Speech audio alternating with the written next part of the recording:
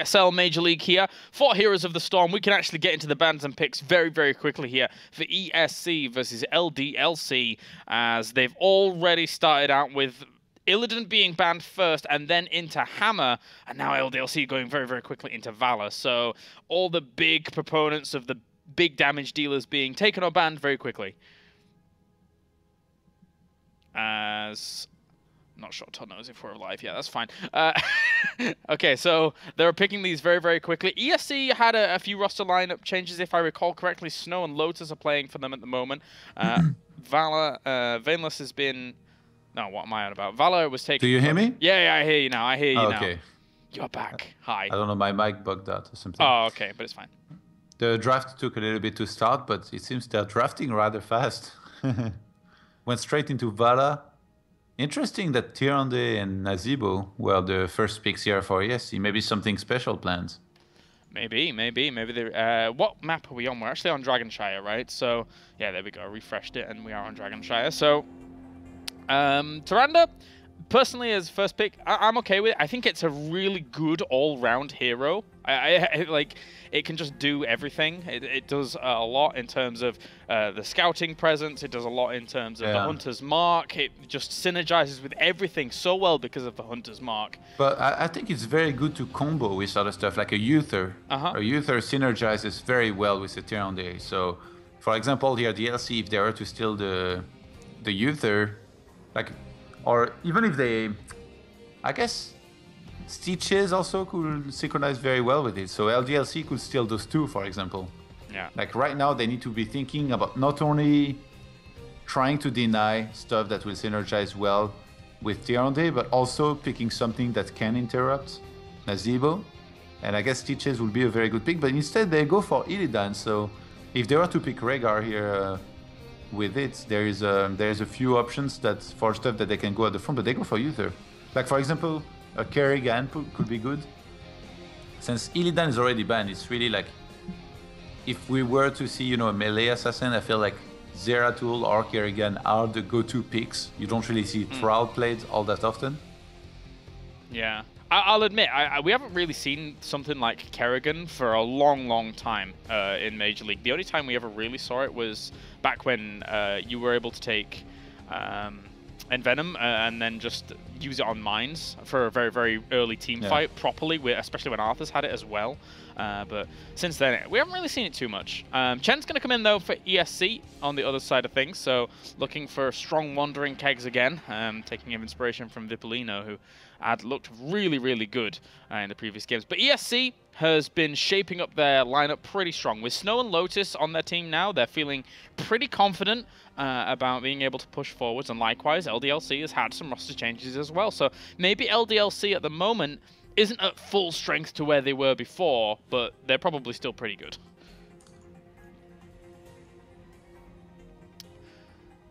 All right, so let's see what they're going to pick up here as well. They want a healer, no doubt. They really want a healer very, very soon. Again, having something like a Rhaegar is always very, very strong, very powerful. Ancestral healing combos with pretty much anything just to keep it alive. And it's going to be... I wouldn't mind that. I wouldn't mind that at all. There we go. Rhaegar is the choice. Has your mic broken again, Todd? Or... No, it's like pretty loud outside, and okay. I don't want you guys to have to go through this, so I mute for a second. You're so considerate, Todd. Thank you so much. Not for you, because you have to talk by yourself. It's fine. I'm okay. You have to solo cast the dream. The dream solo casting. I don't think I'm going to do that much time at all in Heroes, but maybe one day. Maybe one day. LDLC here, they still have to pick a tank. So I think ETC could be a good option that they can go for. Since there is I was gonna say maybe Diablo because there is Nazeebo against them. They don't have too many people that can interrupt Nazeebo very well, by the way. Oh dear me. Oh. Yeah, they're already at the Tassadar, so it means ESC cannot pick it. Yeah. And in terms of revealing that Zeratul, it's really gonna be for that Tyrande to do the job. That's very interesting. And the thing is that now Nazeebo in team fights is almost never safe because that Zeratul is going to be hunting him down. trying to get on top of him, do a lot of burst damage if he actually wants to do something. Because obviously, a Nazeebo going into a team fight wants to position themselves in an obscure location to then throw down that Ravenous Spirit and then do quite a bit of damage. But the Zeratul. The funny thing is about the Zeratul actually going through for LDLC is that Black Scorp isn't on the team anymore. Yeah, if Black Scorp was on the team, I was gonna say this would be a lot scarier because he's known to have like a really insane Zeratul. I don't think they should have to be worried though, ESC, about you know, the poke. I say poke, but what I mean, you know, is a wormhole after you spamming the nukes. Yeah, yeah. Because they have not only a Rehgar but a Tyrande that can heal as well. Ooh. And you know, like when you play Tyrande, when you heal an ally, it also heals you, so that's a lot of heal, like across both of those heroes. So Tychus actually getting picked here. Yeah. See more play of him because of these double damage bans, which you know, it's cool. It's cool to see. Unfortunately, we didn't really get to see how he was going to play out in that last map in Acer versus SK, because unfortunately Acer had to forfeit that match in a bit of a predicament. But those are our bans and picks here for game number 1. Hopefully we can get into our first game very, very soon. Let's go into the lobby and see if they are good to go. Doesn't anybody play double healer anymore? What's happening? Like, they're like picking very standard comps here. No double tank, no double healer. No double tank, no double healer. Yeah, we haven't really seen much of it. It really feels to have like fell out of fashion or something. That's true. That is true. I wonder, again, I would love to see what happened in last week's game. I need to really go back and watch the replays, but we just haven't had time at the moment.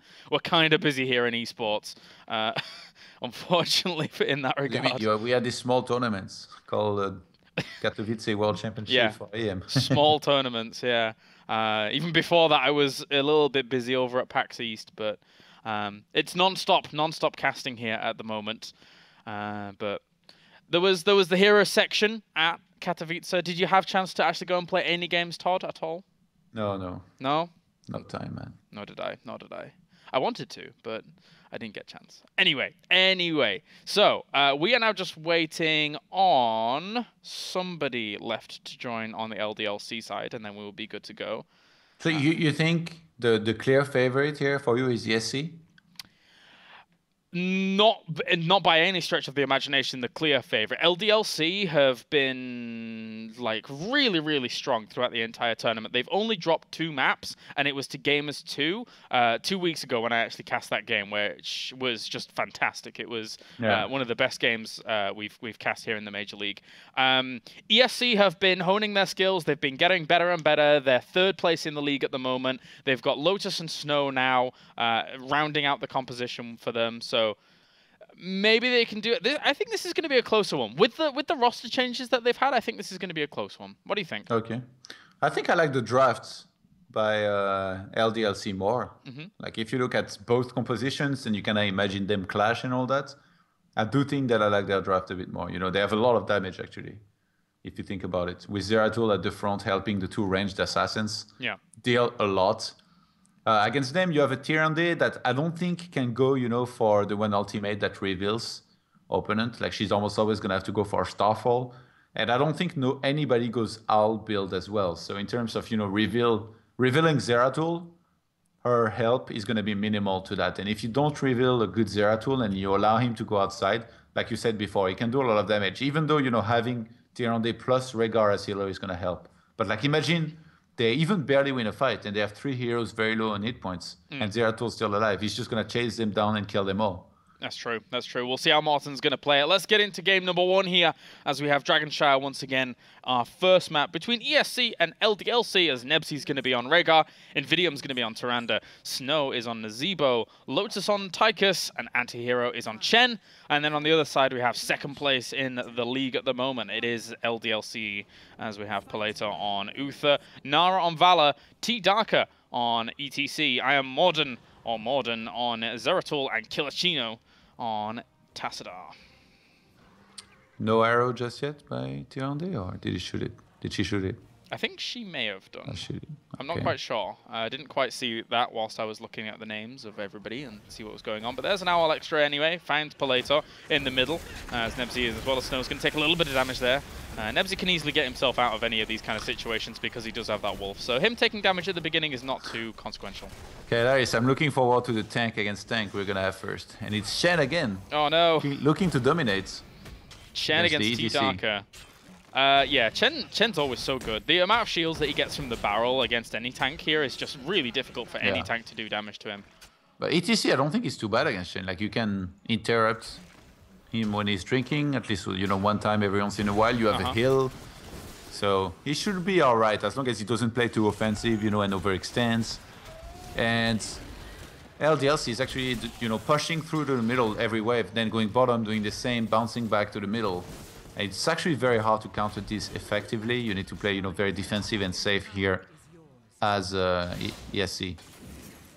Morden's going to miss his spike there for a second, but other than that, whoop, a lot of damage going down onto Nebsy, who actually does end up dying during this small engagement at the moment. Invidium took some damage as well, but Nebsy will be first blood here.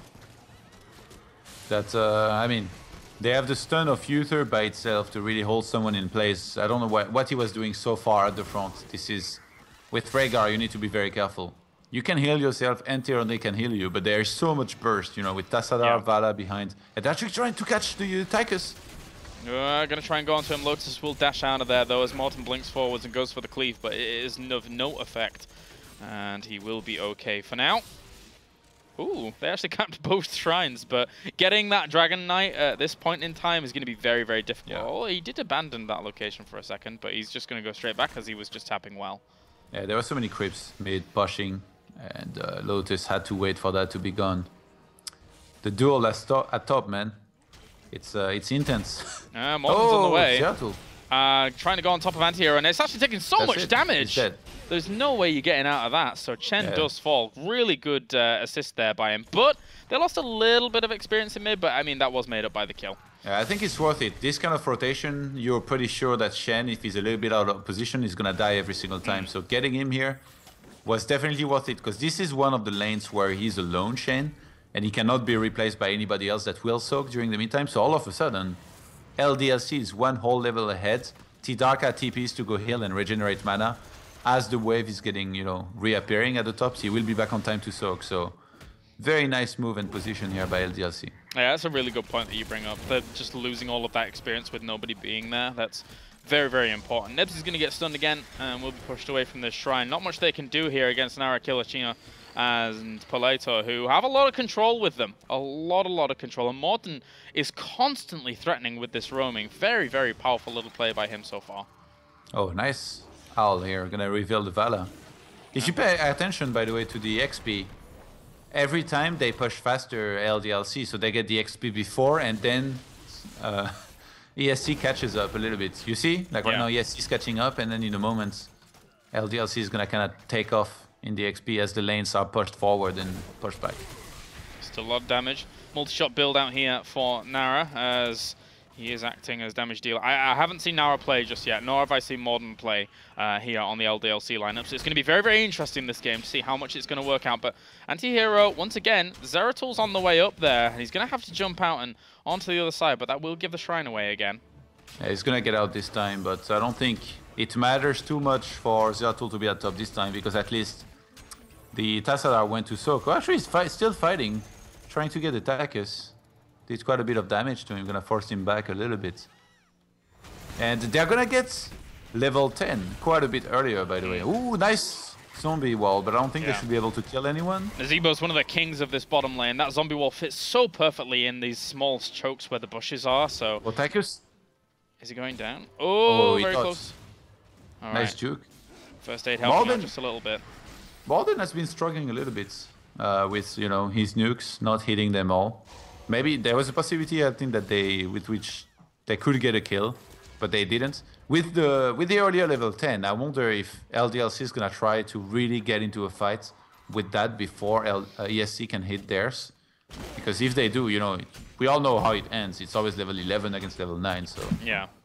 And then from that on, they might be able to pick themselves up this first Dragon Knight. Level 10 is about to hit, and now we're already seeing you know, then play a little bit more defensively positioned. Of course, up at top, Anti-Hero can just chill out here against T-Darker, as long as he knows where Zeratul is. Zeratul was last spotted down at bot lane, so Morden not being too much of a threat, but he's going to roam up top. Divine Storm comes in, Rain of Vengeance, Stage Dive, Archon, as well as Void Prism here for Zeratul. Nazibo doing a pretty good job with stacks, by the way. Already on 53, so he has a 54 now. 270 health bonus and 162. Definitely a good score to have. Yep, it's going to help out a lot. And it will just keep rising as this game goes on. Look at them, positioning themselves LDLC for this fight down at bot. We're seeing the level 10 talents coming on the other side as well. Ancestral Healing, Starfall, Ravenous Spirit, Odin, and Wandering Keg. But they're looking for a fight somewhere, but ESC's just not giving them it. Yeah, they're right too. Like, they waited. Oh, the Tychus, where does he go so far every time? This time he's going to pay the price. Oh, dear me. Well, that was an easy kill. He did this quite a few times. I think he's not looking at the minimap enough, because if he had, then he never would have gone this far out. The rotation was good once again by LDLC, who are going to get the kills. And again, being one whole level ahead is quite a big deal. Not the biggest one yet, you know, it's not 2 or 3 levels, but as long as they have a lead and they preserve it, they're always going to be, you know, ahead and looking to win those fights, which are so important. Oh, they're going for the easy camp. All right. Like I told you before, you don't really go for that before the Drake was taken at least one time. But I guess in this game, they realized that there is no way that the opposite team will be taking the Drake anytime soon. So they figured they could not only secure that, but then they're actually going to go for the heart as well. All right. Well, this Dragon Knight contestant is going to be a little bit more passive then in that regard, as these camps will be able to push out. Easy camps being taken down at bot. If we can see ESC get on top of their easy camp on the other side with only Palator there to deny, then this will work out all right here for ESC. Palator actually gets caught in the zombie wall, but gets freed up there pretty quickly. Nara's going to support him, and he should be fine for now. The easy camps fighting is always the funniest thing, but I guess ESC will push a little bit better and maybe keep their alive. Now Nara is going to make sure that doesn't stay alive, and that's nice here. In terms of ultimates, nothing too surprising. Starfall was picked for Tyrande, so not trying to hard counter the Zeratul with the other ult. Distortion Beam at level 13, by the way, for Tassadar. This is, I would say, a bit unusual, but I guess maybe they thought they would lack damage without it, even though they have a Zeratul plus a Vala. I noticed it as well, and there's a bit of an unusual choice there, so interesting to see that come out. There are a lot of choices at level 13, of course. Snow, though, gets trapped in this Void Prism down to the bottom. They're looking to jump on him very, very quickly. He's going to explode, but an Ancestral Healing keeps him alive for a little bit longer. There's the wall as well. I can't believe they were able to save him. Unbelievable Ancestral Heal there by Nebsy. Yeah, the double healer here. Oof.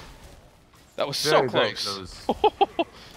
The amount of damage he took in the space of a second was mind-blowing, and then the Ancestral Healing on top of him. What a great save there by ESC.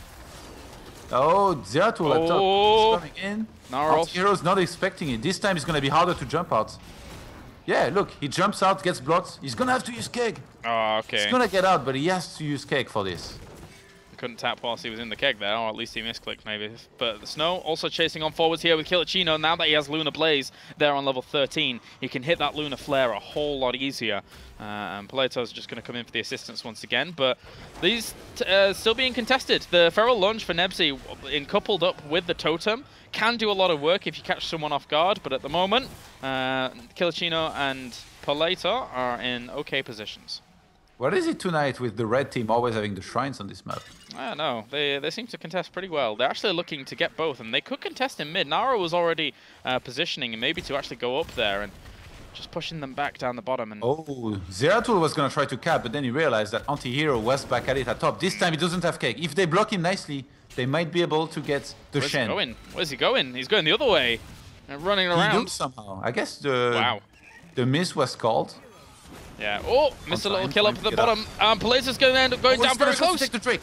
Oh, okay, so the Ravenous Spirit actually gets in. There goes the stage dive. T-Dark is in on this fight as well. Invidium's going to take a bit of damage. With Usa's Ghost helping out. The Odin actually went down 2 there. And they can follow up this with a few more kills.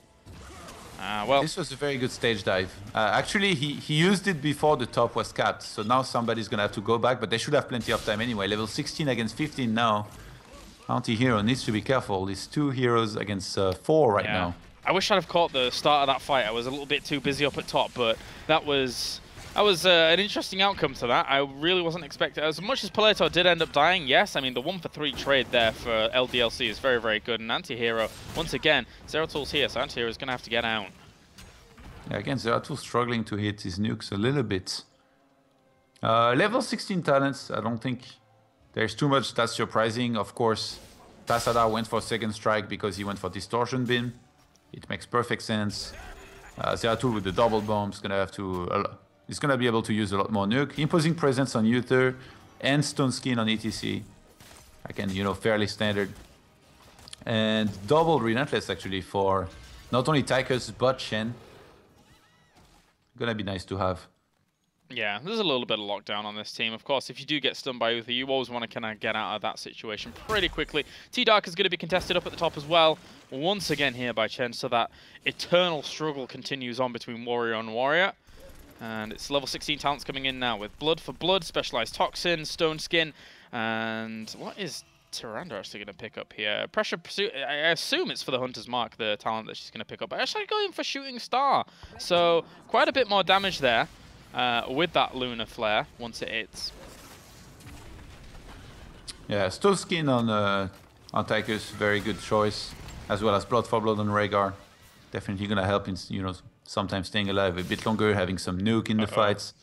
But this fight at top is so hilarious, I think. Like this ETC, like tank versus tank, is just so funny. It's never gonna end, never gonna end. But ETC for me is always the better choice in that, because he has stage dive. So Chen's gonna have to, I was about to say wander down here, which would have been the most terrible of puns, but trying to contest this Dragon Knight, as because Chen left, there is the potential for them to get this Dragon Knight now. But Anti-hero's in, doing a little bit of damage, kicking around. Morton's going to take some damage there as well and just get straight back out. This was a good disengage there from LDLC, not wanting to take that fight. The Starfall was completely wasted though. Yeah. Like right in the middle of there, did absolutely nothing. And it's a pretty long cooldown now. You know, it's at 86 right now. So it's not going to be available for the next fight. And I do think that LDLC should be able to get that. And if ESC try too hard, they're going to get caught. And this is what happens. They try too hard to stop it. Oh, Paletta's in there as well. He actually gets pushed away by Anti-hero to try and make sure that the Divine Storm wasn't going to hit, but he took a lot of damage. Ravenous Spirit was chasing down Arrow. Doesn't kill him off. Lunar Flare's going to hit Morton. Trying to get out of there as well is Anti-hero, and I can't believe nobody died in that. They're trying to pursue on a little bit further. The fact that Odin is out, they're trying to do some more damage with it, but nobody died. Zeratul is chasing Nazeebo here for a second. They're actually all gonna go for the Nazeebo. Oh, T-Darker blocks him off, pushes him forwards into his team, but gets out with the extra heal there from Nebsy with that chain heal.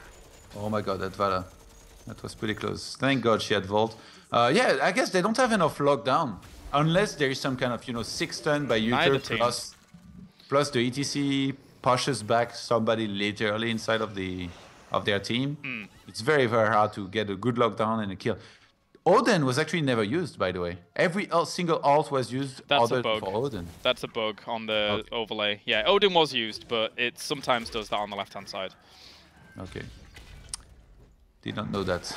And now you know. So I also didn't know that, and then I was in the middle actually of the see the Odin pop, by the way. I was, I guess, focused on the Zeratul and the right-hand side of the fight. Ah, okay.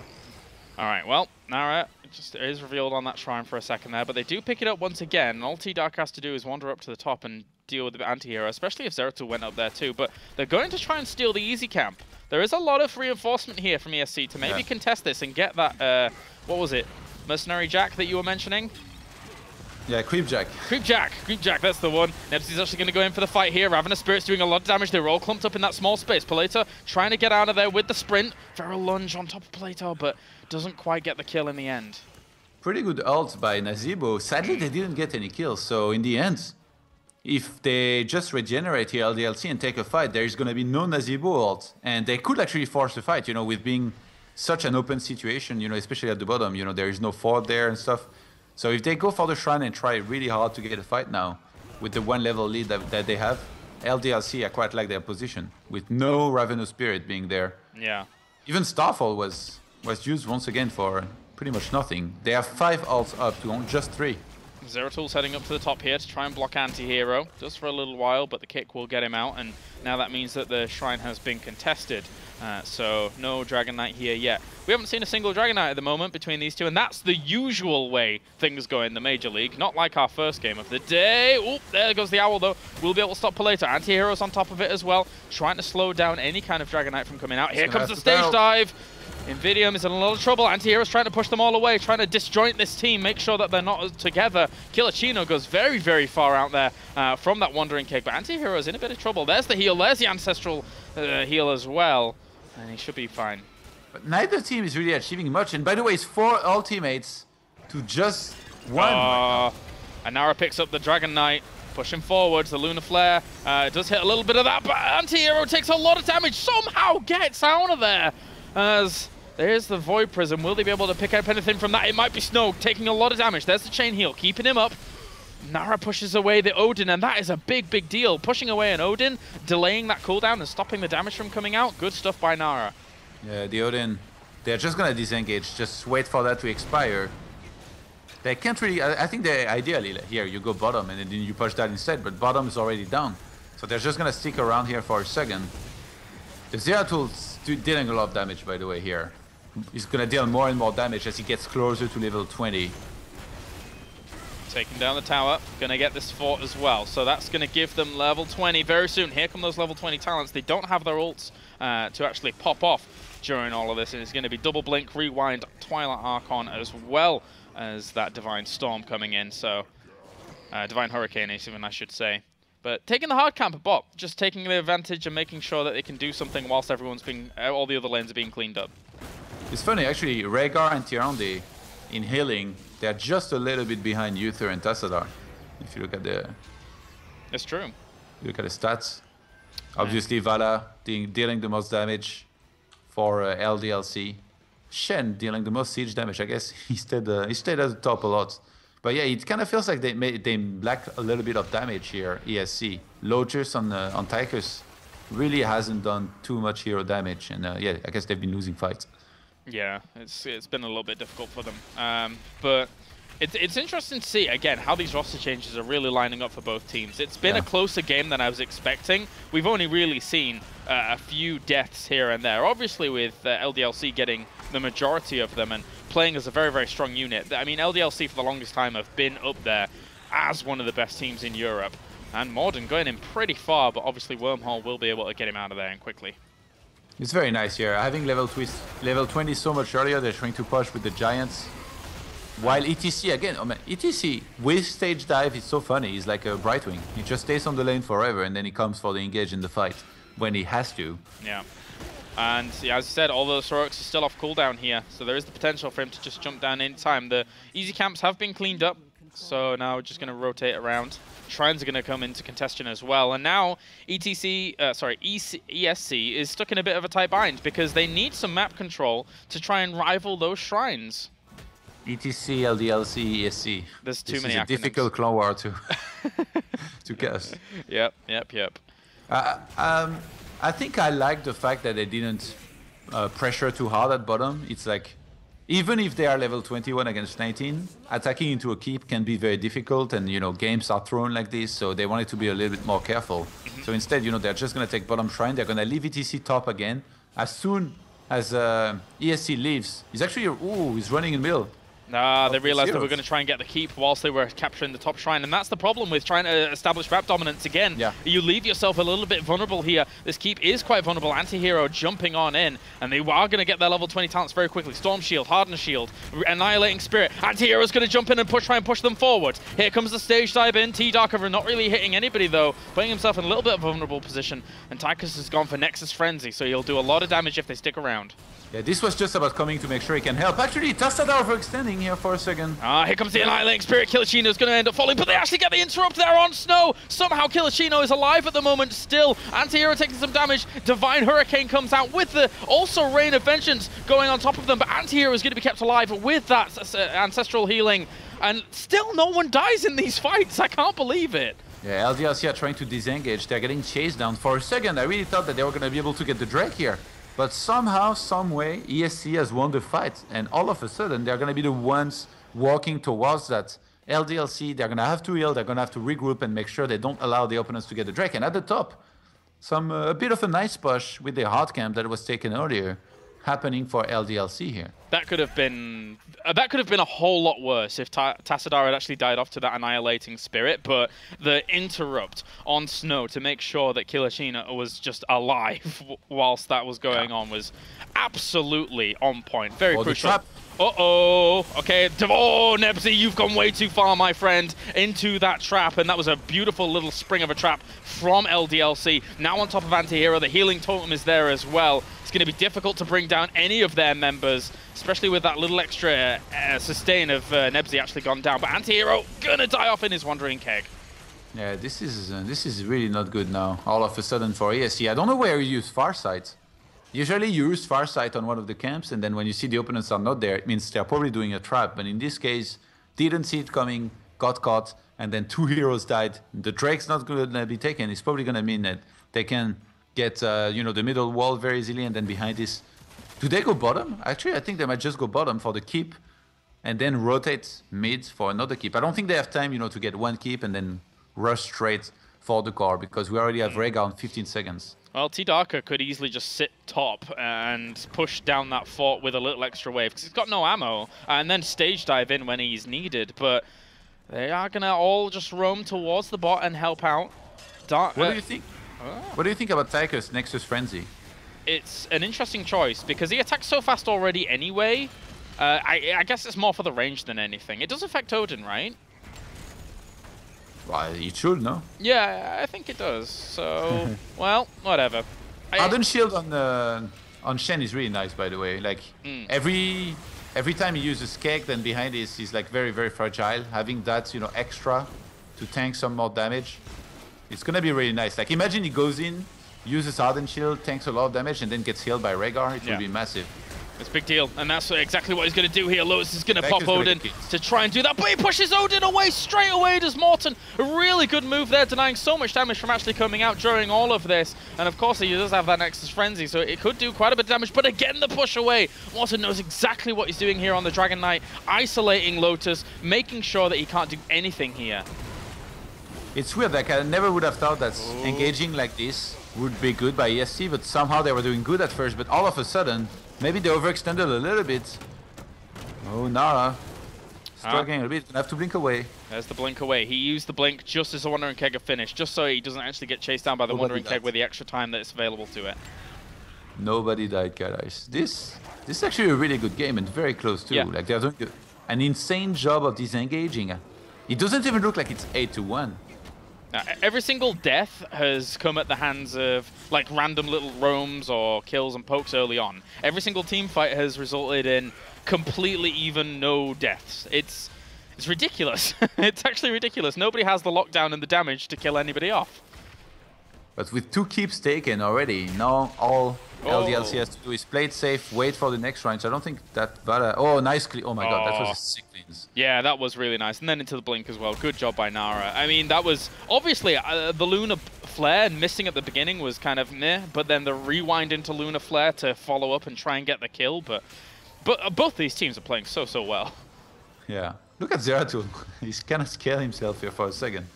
He's trying to take the easy, then he's like, oh god, they're coming. Then he's like, oh, actually, they're not. So he's just going to be able to finish it. But yeah, LDLC, they are just in a great position altogether. They really don't have to play aggressive at all. They can just do camps, do their easy camp, do the neutral hard camp at the bottom, wait for the next Drake to come back up, and then use their 1 to 2 level lead to take a good fight. They've been doing a good job of taking good fights. Even though those don't always end with like a lot of death, they win anyway. It's 8 kills to 1 still.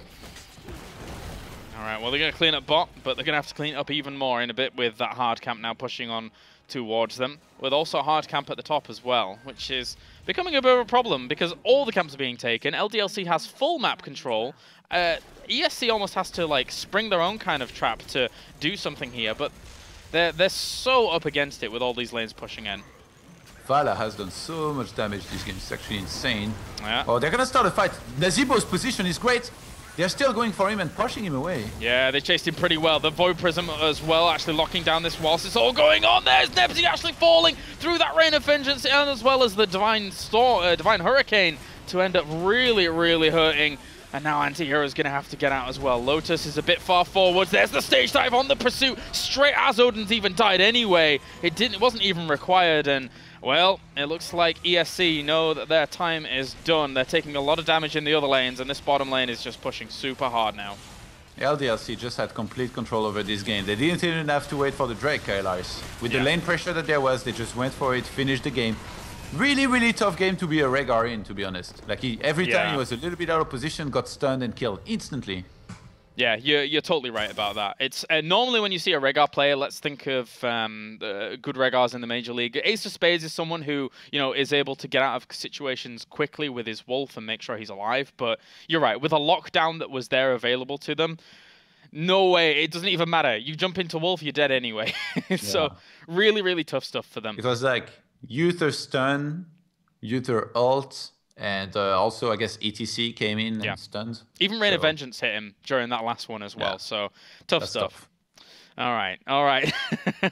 We're going to go to a short break, and then when we're back, we're going to have game number 2 between ESC and SK Gaming. Don't go anywhere.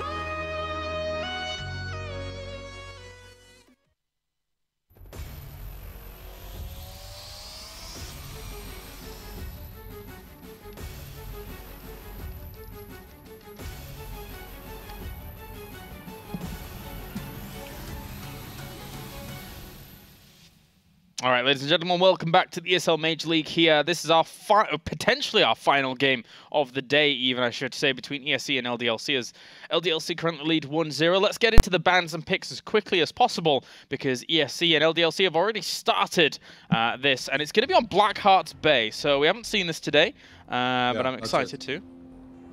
Zeratul, first ban, by the way. I guess they were not big fans of the way Void Prison walked out in the previous game, because there was quite a few decent ones. Yeah. Like not game-breaking ones, but definitely game-winning ones. Like a few ones here and there. Like the one, for example, at around the end at bottom that caught, I think it was Nazibo and someone else, and then, you know, they just get stunned and insta-killed. Can be pretty difficult. They didn't play... LDLC didn't play a bubble wipe composition, but they even had some pretty decent potential for it, with, you know, the Zeratul ult, and then behind this the Uther ult, if he was to enter it. That's definitely true. That is definitely true. And once again, we're going to our...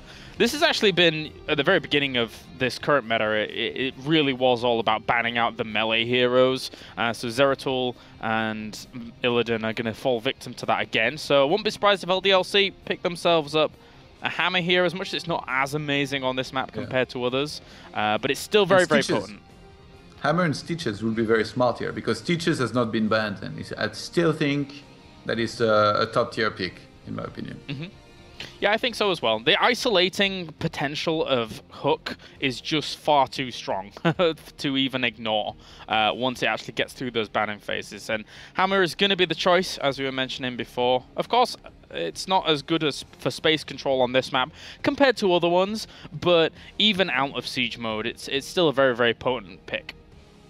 We saw a lot of Shen actually today as well. And it, as much as it did very good in some games, I don't know, I don't feel like it's, again, one of the top tier picks that you should go for in every game. Then again, you know, I don't feel like I've been playing enough recently to consider myself an expert on the game right now. Definitely going to have to work on that.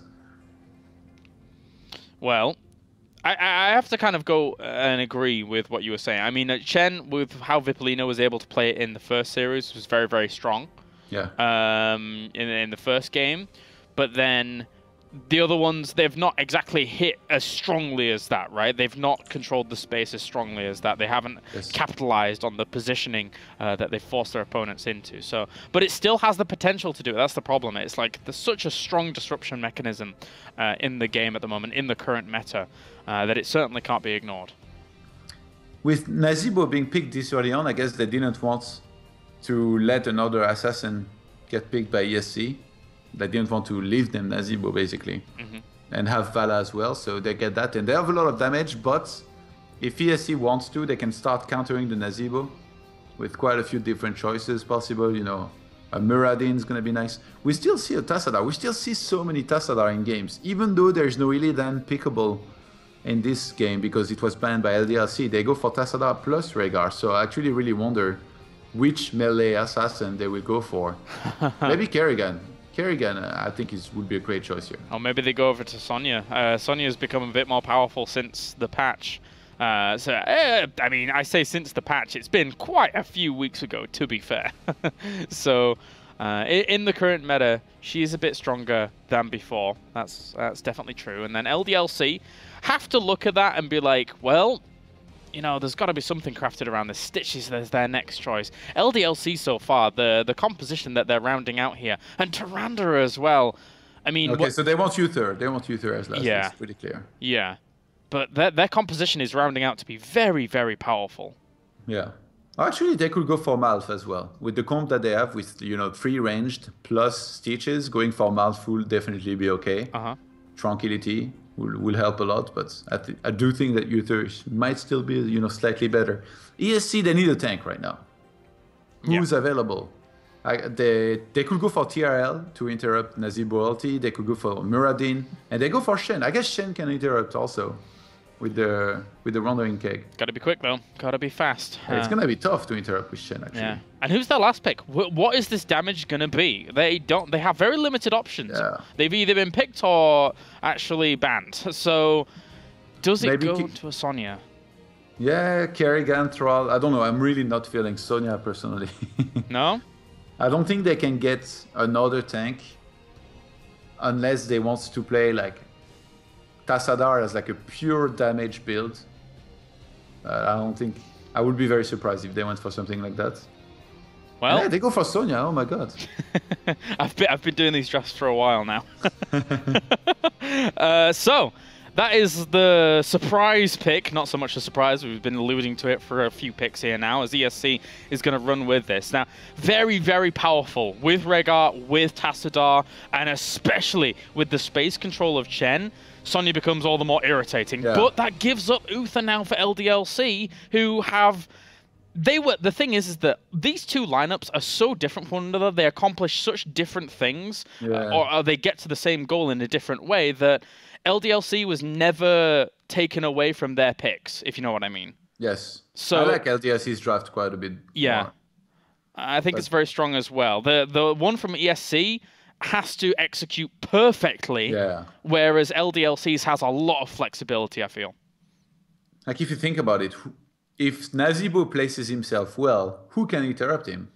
Only the 2 tanks. Yeah. And I don't think that Shen really counts as an interrupt, because if he uses Wandering Keg on the Nazeebo that's like all the way back, like very far back, that means he's not using Wandering Keg on anybody else. And then suddenly, you know, he's even like in the middle of possibly towers, crypts against a Nazeebo. So I'm not a big fan of the draft of ESC. I feel like as the last pick, they needed something like a TRL to save his ult for the Nazeebo especially. I mean, if they get in the right spot, and we do see leap out of Sonya, she can jump on there and like do quite a bit of damage very, very quickly. And but it's really for Nazeebo to make sure he doesn't use that when you know Sonya's around, stays really far back. And then even Sonya going in to use her ult, she's not nearly as tanky as something like a TRL, in my opinion. So if Tyrande uses, you know, Hunter's Mark on her, then insta-dead. Even like with the comp in general, like with the way it was drafted, like leaving Tyrande, Uther plus Stitches together, it's just so difficult to play against them. They don't have much interrupt against the Nazeebo. And then you have Hammer, which is going to deal a ton of damage. No, I agree. It's going to be a very, very... I think...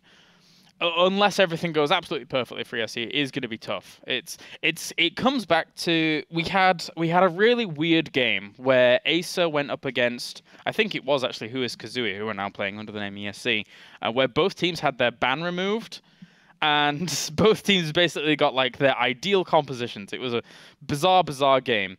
And even though Acer actually got this amazing composition, and they ended up losing, just like because ESC obviously had a really good composition as well, their composition was just perfect. Like perfect in every single way. That's how I feel about LDLC right now. I feel it's fantastic for them to actually just push on here for a 2-0. So ESC's got a lot of work to do. Obviously, what's important here, though, is that ESC, yes, they're sat third in the tournament at the moment, but they have 2 games to play this week. Yeah. So that gives them a little bit of a cushion getting into the potential playoffs later on, obviously, in the next 2 weeks. So if they do fail today, they still have at least Thursday to pull out a win and keep themselves in the running. On Blackout, I'm trying to picture like the lanes and the fights that are going to happen. And even though this is not the best map for Stitches, like in terms of composition, realistically, having Tyrande and Uther is going to be such a buff to, you know, hitting any kind of hook. And in terms of escape, on the other hand, we really don't have that much for ESC. For ESC, let's have a look.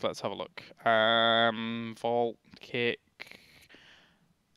They have a little bit of escape, but the thing is that their composition centers around Sonya so much that once they jump in, they're kind of committed. Yeah. So it's like... There is, like last game, there was so much disengage happening. This time, LDLC, they were like, well, they escaped many times in the previous game. This time, we're actually going to take some lockdown. And I'm very worried for ESC here. All right. Well, we're loading up onto Blackheart's Bay here for game number 2 in this best of 3 at the moment. LDLC is currently 1-0 in the lead here. A team that in the Major League at the moment has only lost 2 maps. And that was to Gamers 2, who currently sit at number 1. So let's get into things. Blackheart Bay will be our map, as we have on the side of ESC. It's going to be Nebsy on Rhaegar, Snow on Tassadar, Antihero on Sonya, Invidium on Valor, and Lotus on Shen. And then on the other side here for LDLC, T-Darker on Stitches, Paleto on Uther, Nara on Sergeant Hammer, Morton on Tyrande, and finally, Kilashino on Nazeebo. By the look of things, they want to do a 2-man bot here with Sergeant Hammer and Nazeebo, which means they're going to just leave, you know, that top chest to be there. As I say that, Nazeebo actually just go top, so a bit of a tease. Well, they've got Stitches there, so rivaling that watchtower is always quite nice for them. They can easily take that and make sure that there's not going to be any pickup there from ESC on the other side. Stitches too threatening with the hook at level 1. Yeah, I mean, hook, zombie wall, lunar flare, stun. Yeah, this is you are dead. Some pretty insane combo that there is, and they're actually doing a nice trap, but so far nobody fell for it. They're just going to reveal that they're there. Push middle. The middle way first. Before anything, nice. Oh, the stun of Tyrande here, barely missing. Yeah, a little bit off there on the Lunar Flare. Little stun on Antihero, going to go down, poke away at him for a bit, but he has plenty of Fury now to try and go forward. Shout of Fury, obviously going to be the usual talent being taken there at level 1 for her. I'm a little bit surprised that Tassadar picked Psy Infusion, by the way. Conjurer's Pursuit, I think, is much better. Like you can get so many regen globes and then you have basically infinite mana. Especially, yeah, I don't know. Like a Hammer, he did something weird, by the way. I don't think he realized what talent Tassadar had, and he sieged in the middle of those creeps. So as you see, like this storm hits every creep plus the Sergeant Hammer, and then he gets even more mana back. They know that Nebsy has 8 coins, and they were rivaling that turn in pretty quickly there with Stitches actually rotating forwards. Oh, but Snow gets picked up. The Lunar Flare is way off the mark, though, for Morton. Really need to practice that down and make sure that's close. But Kilashino, oh, nice pickup there as well by Invidium and Antihero in the mid. Yeah, very nice skill shots here by the Sonya. Made sure that he wouldn't escape. Every game there is a Shen at top that's immortal and being super annoying. So unless somebody rotates to kill this guy, he's just gonna stay there. They're rotating, but he sees them, so he's just gonna take his sweet time. Yeah, not much he's gonna do about that. And by the way, Tyrande is going owl build. Ooh, okay. I like it to deny turn-ins. I must admit, especially if you get a lot of people trying to turn in the same location. It is very, very cool. It buys you time to get over and then start rivaling it early, because if turn-ins get out of hand on this map, it can be pretty irritating. Oh well, it still gets Healing Ward at level 4. Yeah, not only preventing payments on this map, but even like revealing where opponents are, you know.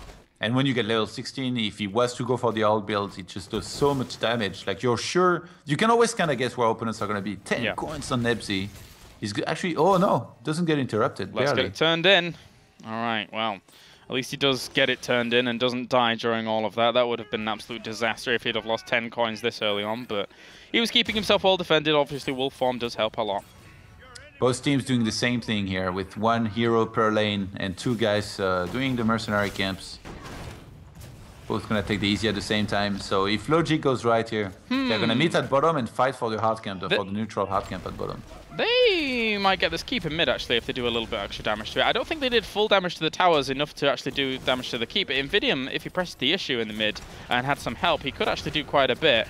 And yeah, they may get this very, very quickly, which would be a nice, great pickup for them. Ah, but here comes the rotation. T-Darker and Mortem know that that is the case. Nebzy's actually going to get hooked on in. Even if he goes into wolf form, might not be enough, but they're chasing on down. Paleto is very, very low. Healing Wall got dropped for those to keep themselves alive. And Nebzy does get out free. Yeah, very... Oh, I was wondering if he was going to pick Mule here, and he does. On the Nazeebo. They really need to get that kill now then. They really need to get that kill. That has been a huge... 3 shots or so wasted from that volley that they just shot with those coins. I really wonder if he was planning the whole time to go for Mule, or if he only did it because they realized that they could save this, and they didn't want to fall behind early on. This is actually very interesting. Yeah, potentially. Potentially. I mean, it would have been a huge chunk of it, but they're going to go in for it again. They know they really want to get that. Hook. Does miss. How can you miss that? All right, Todd, calm down. A few more coins going to be taken out these chests as well. T-Darker doesn't want to go too far. He was quite low. There's the zombie wall. We'll slow this down for a second. But again, Nebzy on 10 coins. He really needs to go and get that turning going quickly here. It's funny, Tassadar and Hammer are doing the dance at bottom, but I don't think Hammer realized who's heading there. Actually, both players, or both teams doing rotations there. Everyone. And by the look of things, LDLC are going to get these coins. Can they keep them, though? A lot of damage. There went the healing totem very, very quickly. Lotus is coming in from the back to try and maybe seal this off. T-Dark has got a lot of healing there, and Lotus is going to get picked up with that hook, but not enough support there to really take him down or do any damage. So, yeah, LDLC rotating back to the top much faster here. They should try and catch up in terms of coins here. Actually, both teams could turn, but I think they're just gonna wanna look to interrupt each other. And oh no, ESC just leaves LDLC to pay here. This is, I'm not sure what they're doing. They're grouping up. Surprised they left. I think they really need. They think that they need to get this 4, and I think they do. To be honest with you, it's almost at half. It's past half health now. Yeah. But so now they will not only not get the 4th, they will lose the wall at middle, and possibly the other team. Or I guess not. They won't get level 10 before, but still. Yeah, they'll lose the 4, but they won't lose the keep because there was no damage done to those walls at the that wall. So all is good for them. It's going to be Wandering Keg, Leap, Rain of Vengeance, Archon, and then finally Ancestral Healing. And on the other side, Gargantuan. What the? What? Nara, look out, run away. Why have they taken Gargantuan? This is very, very interesting. I was not expecting Gargantuan at all. I guess he doesn't want for the team to like have to protect him the entire game or something, which I'm not sure if I like that at all. Like, he's just gonna use that in fight. But like, if you get Gargantuan, I think you really need Kidbin, because then you're not gonna be channeling Ravenous Spirits. So your other spells need to be that much stronger. So either way, I'm not a big fan of that personally. But I guess with Stitches at the front, you know, with Putrid Bile, there's just gonna be so much damage, plus crowd control, with Tyranny and Uther in the team. Maybe he felt that there was too much potential for that leap to jump in and do too much. Because directly too. Yeah, he just went straight for it, did some damage up here. At least he gets tower, so any kind of turn in later on for them will get that fort pretty darn quickly. And there was not much damage done at the top wall at all. So this turn in by Nebzy with the 14 coins that he has was necessary, of course, but oh, Killer Chino, you are dead. There's no way you're getting out there, friend. It's way out of position here. Yeah. Polator and Morden wanted to help, but too little, too late. I'm so interested by this Gargantuan pick. I don't know how this is going to work out in a team fight, but we'll find out together, guys. Are they really going to go for boss? They are really going to go for boss with Nazeebo down. I guess with the 1 kill they got for like a little bit longer, and you know, knowing that Hammer is at bottom, they know that it's very, very hard for the opponent to come into them and engage. So yeah, with 4 players there very quickly, they're gonna try to secure that, but Oh, there's Rain of Vengeance. Leapers have cooldown as well. Players is going to fall very, very quickly off the back of that. And he tried to actually go for the Divine Storm. Anti-Hero actually getting healed up with the Ancestral Healing. There was the root from the boss that actually locked them down for a little bit there. And Invidium is going to be the target that gets caught. He was actually the worst target they could have got there in that hook. But they will all get out. I'm actually surprised that ESC pulled back here. They killed one instantly. LDLC actually engaged with 3 guys into 4. Even though there's the boss fighting, you know, the opponents can turn around very quickly and just smash you if you do that. So, a little bit surprised that they made that mistake basically. But in the end, they didn't lose too many guys and they're gonna be okay. They defend the boss at top. Mule can be used there now, and they're still okay in the game. Oh, Nara. It's not going to be okay for much longer. Not at all. There's the rooting totem. Slows him down for a little bit, and they're trying to continue the pursuit on here, but the pushback will help. Here comes Palator. Gets the stun, and he does get out in the end. They got there a little bit too late, I guess, and maybe the totem wasn't the most optimal. I think maybe Nebsy went in a little early without his team. Yeah. Because revealing him going in there, and I mean, of course, they want to go in fast because they know eventually they're missing on the map, so they want to go in there and get there quickly. But if he'd have gone in with extra members whilst the totem would slowed them, then maybe it could have worked out better. But it's really good for Shen to have Relentless, by the way, in level 13, since there is so many stuns and all. Both teams are gonna have a shrink ray to work with, and we're gonna have an engagement. Nazeebo is coming in from behind, but he's quite far behind. Shen will get there faster. Oh, there's the leap as well. Catches 3 on the stun. T-Darker taking a lot of damage. Future Bile gets popped so that he can get out of there. And Killachino coming in on his horse. The cavalry is on the way, but I'm not sure it's really going to do much. Nope. Back off. LDLC, I feel like they're doing a good job here and there, but overall it's still ESC that's leading, you know, with 3 kills to 0. And a little bit of XP ahead. Are they going to let them pay? It's going to be difficult to stop them. Oh, he actually manages to stop all of them with the jump in. Wandering Keg as well. T-Darker. Oh, he is going down. There's no way he's going to be able to get out of there anytime soon. The heals are trying to come in. There's the Gargantuan as well on top of Invidium. As the stun also, and the Gargantuan with the Divine Storm manages to do something. Has to drop the Ancestral Healing on himself, but actually Nebsy's getting away with 12 coins here, so I don't mind him keeping himself alive and running away. Yeah, with the Stitches getting caught and killed before, you know, the fight went on for longer. This is just great here for LDLC, who get a kill on him. For ESC, sorry, yeah. who get a kill on him. But in the end, even though he got caught, he stayed alive for long enough for the rest of the team to take a lot of damage. So it translated into just 1 kill for 2. Very interesting, like what just happened. But now, both teams are gonna need to try and secure 16 as soon as possible. And then from there, they can start fighting again for the payments. I can't believe this is the Rhaegar, by the way, that's carrying all the coins. He's like super fragile and needs to be careful. This is very, very scary. And I guess that's why also they've been really shy in terms of going there and paying. LDLC, even though they've been behind pretty much the entire game, they don't seem to be afraid to go to the chest and fight if they have to for the payment. Yeah. At least we'll see the level 16 come in for ESC, but that being said, they can't take a fight before LDLC kill off the top 4, gain some experience and get it themselves. I was really afraid that they got creepjacked here and killed at bottom, but I guess they're gonna realize on time what's happening and regroup. Yeah. And we're gonna have another brawl, both teams at 16. Anti-hero. All the ults are up. Yeah, he's gonna get out, so he's gonna be fine. Lotus was hanging around in the wings up at the top just to make sure that that fight exactly wasn't going to happen.